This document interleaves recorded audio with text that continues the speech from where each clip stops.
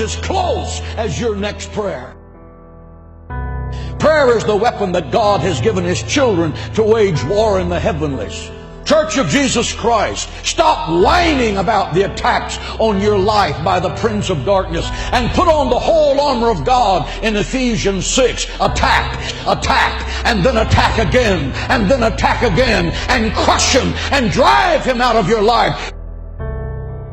If it seems to be hopeless, pray, pray, pray, because God answers prayer. Moses prayed, and the sun was arrested in its courses by the hand of God as Joshua crushed the enemies of Israel.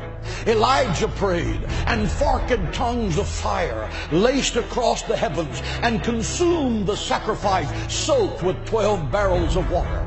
Hezekiah prayed, and I'm talking about Old Testament prayer right now. Hezekiah prayed, and 185,000 Assyrians that surrounded Jerusalem, promising to slaughter every Jew in the sacred city. The next morning, Hezekiah rolled out the letter that General Sennacherib had sent to him, mocking his God and mocking the people of Israel.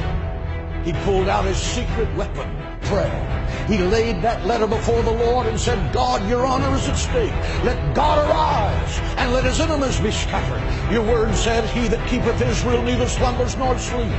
And that night, the death angel from heaven came and swept through the camp of the Assyrians. He smote the sentry standing at his post. He smote the infantry slumbering in their tents. He smote the generals as they made their battle plans to destroy the sacred city.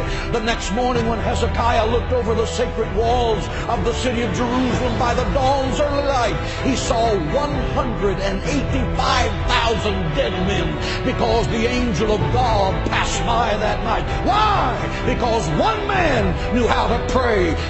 He stopped an army and turned the destiny of a nation around, and you can too.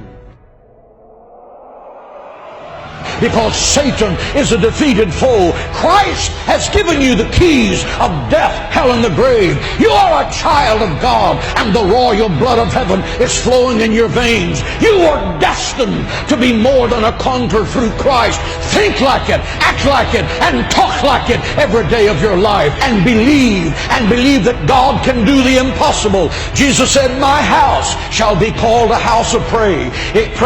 If you want power with God, learn to pray. If you don't know how to pray, you will never be successful. I have preached the gospel of Jesus Christ for 44 years. I have preached in football stadiums packed with 75 to 80,000 people. I have preached in the beautiful cathedrals of Rome.